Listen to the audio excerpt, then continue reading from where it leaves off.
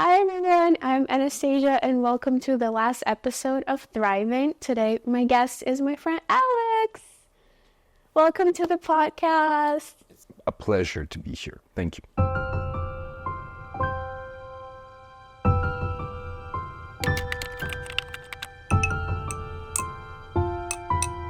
So let's start with a little introduction. Tell me who you are, where you're from, your little backstory. Who I am. My name is Alexander. It's nice to meet you. I have quite a weird backstory because I was born in Russia, but I was sent to a British international boarding school, a British boarding school with a bunch of international students at about the age of 9, I want to say. No, 10, 11. After that, I've spent a lot of my time in Spain and England and Russia, but never really in the same place. So, really hard to determine where I'm from, biologically, nationally. It's a good question. Who I am, I'm 24 years old. I finished a bachelor's of arts and sciences. I'm a molecular biologist currently. We'll see what I'll be doing next. The main reason why I thought you will be great for the podcast is because, as I said, we're talking about home and how the meaning of home impacts who you are as an adult right now. And you told me about the story about boarding school. So how did it make you feel to be so far away from home? Did you feel disconnected from your family? Because you were also pretty young, I would say. So I've joined back in year 9. Year 9, that means, yes, I was 13 years old, 12 when I just arrived, and 13 when I finished year 9.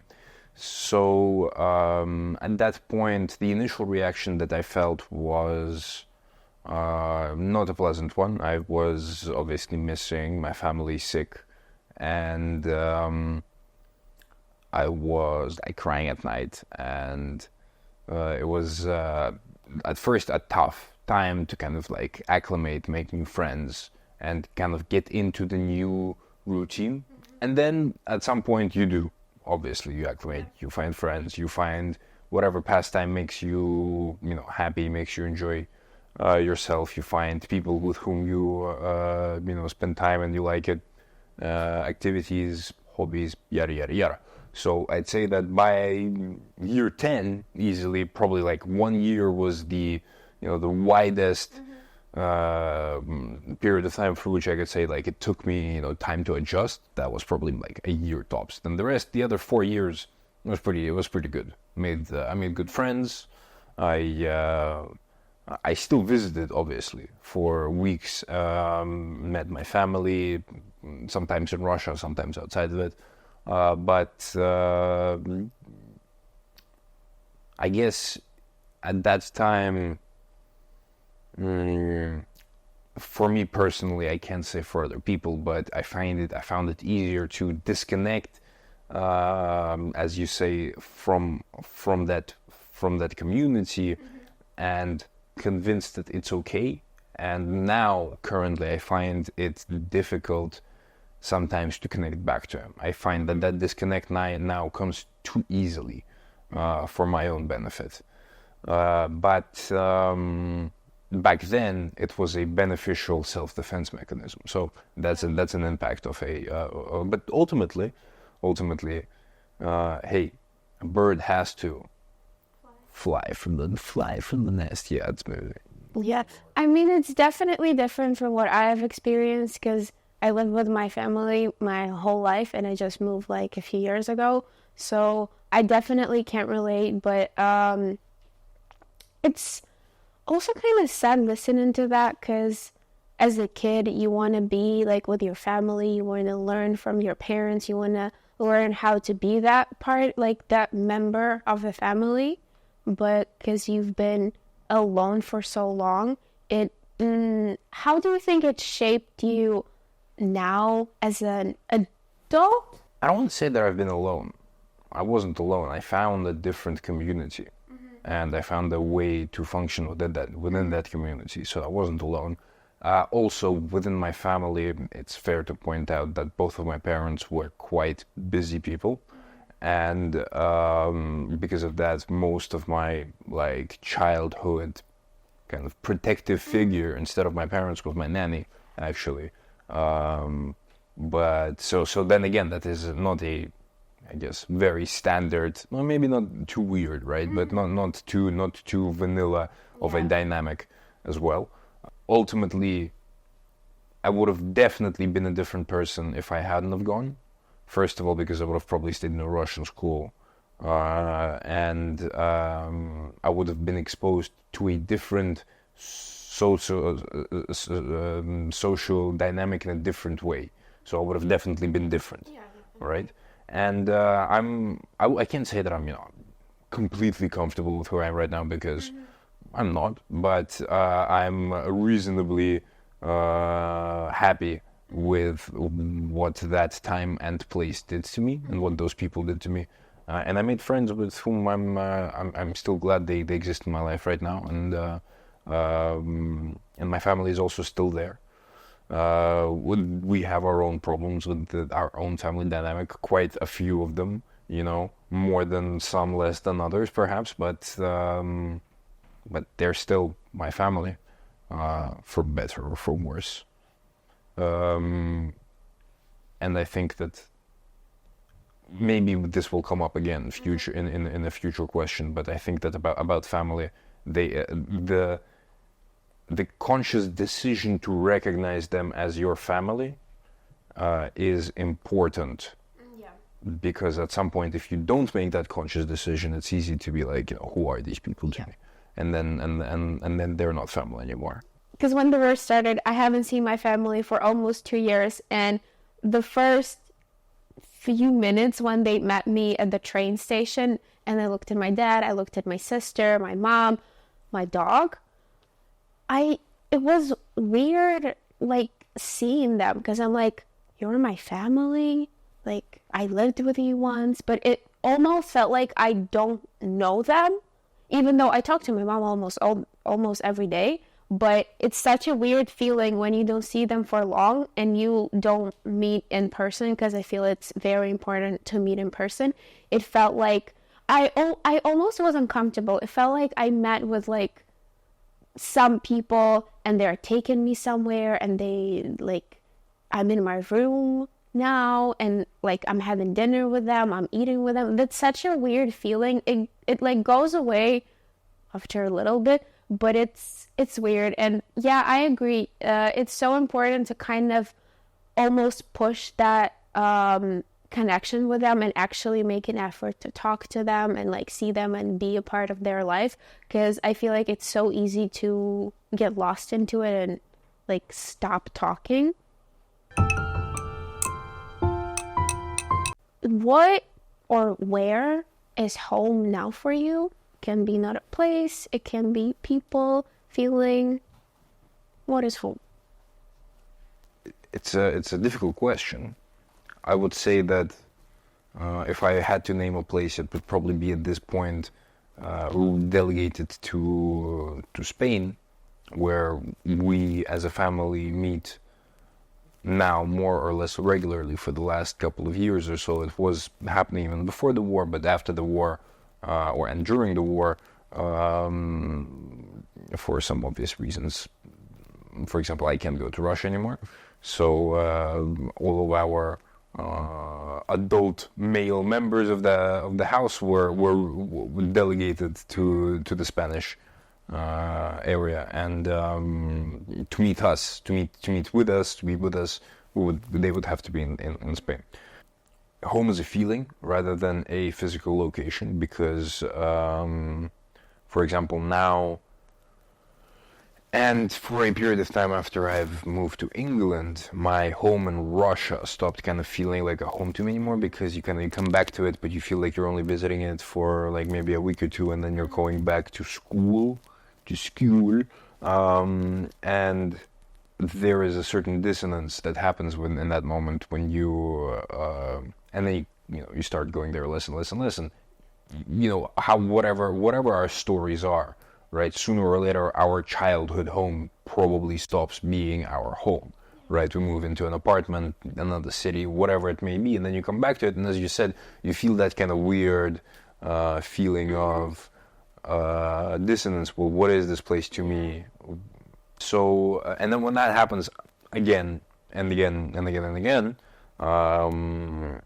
you kind of make that conceptual jump between between a place that makes you feel a certain way and the common thing in all of those places that made you feel a certain way. And the common thing in all those places is the people and the relationships that we have with those people, or similar relationships with other people, for example.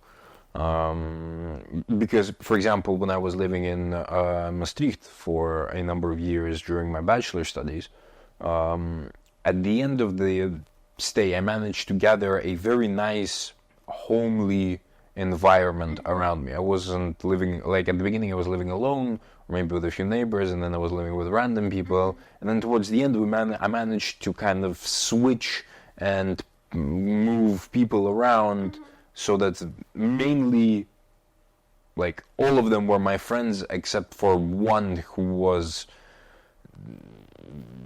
like close to a friend but not a friend because I didn't like him that much. Like, let's be honest. Like, hey, things happen. Huh? What? I said you can like everyone. I mean, you can, but that's not me. So fair enough. I'm not that zen yet. Yeah. So anyway, I managed to build around myself an environment of people that was way more homely than what I had, let's say, a year and a half before that moment.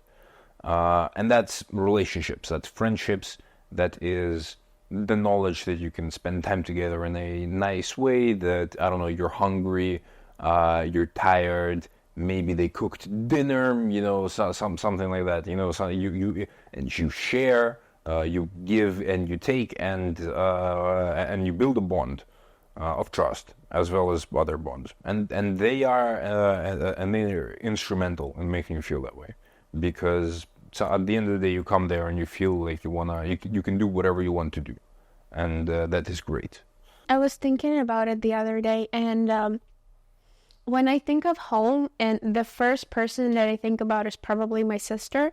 We have a 10-age gap, and I feel like because I spend a lot of time with her, like teaching her something or like guiding her through her life, because I thought I'm someone important in her life and she can like look up to me, and like we would cook together, like we would do homework together, like go for walks, and there will be like a routine that we both will live in. But at the same time, I felt like I had this need where I was like putting something that I learned in life or something that I know about, like the same thing about like cooking. I was teaching her how to do it, and even though we don't live together now and we'll probably not live together anymore, because when I come visit it's definitely different, because I don't cook, everybody cooks for me because they miss me and they want to see me. It's a good perk. Yeah.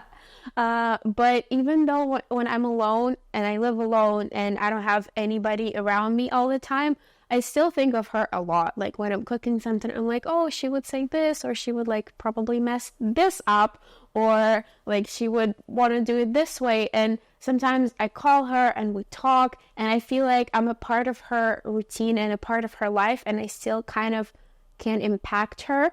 And she just brings a big feeling of home and emotional safety to me, because I feel like I put everything that I loved from home in her, so she kind of carries that. And yeah, talking to her makes me feel more grounded. You know, that when you feel like there's so much going on in your life and you feel anxious and there's just too much, sometimes I just talk to her. Even though she's younger, I find so much comfort in her. When I talk to her, she kind of grounds me sometimes. Well, how much home do you have around you here in Canada? I mean, I do have home, but I'm thinking about my family home, because I had this thing for a long time when home didn't feel like a safe place. Because I know if I was living with my family still, if I had a really bad day, like I was crying, something hurt me, I would just come home, talk to my dad, talk to my parents, and that like the emotional blanket that you can hide under. But here, because I'm alone, I need to deal with everything by myself. Because yeah, I can call them, but sometimes I can't call them because we have like a 7 hours difference. So when I come home at night, I'm like, yeah, it sucks, but I need to figure it out on my own. Yeah, there's that, and there's also the fact that whatever other things, less important and more tangible things that make you feel of home, you don't have them here. Your, like, for example, your favorite wallpaper, your favorite view out of your window, your favorite whatever, you don't have this here. You're living this temporary life of a student, right? Ultimately, you're gonna find a better room with better furniture, blah, blah, blah, blah, blah. All of the tangible, physical things that you've collected, accumulated right now, you're probably going to change them, right? So you're trying to increase the lack of that homeliness that you're feeling from your surroundings, maybe by latching on to your little sister. Yeah, I think that way, because when I think of home, I think of safety, and when I don't feel safety, I need something that reminds me of home. And because maybe I just interpreted that way because I put a lot of meaning into things, and I put a lot of like meaning into her. So when I talk to her, she grounds me, even though she's 10. Yeah. Also, you feel yourself needed. Yeah, that's true. And that is a very important feeling, because often we find bravery in helping others and in being needed for others. Yeah. Maybe it's because I'm an older sister. I always need to help someone.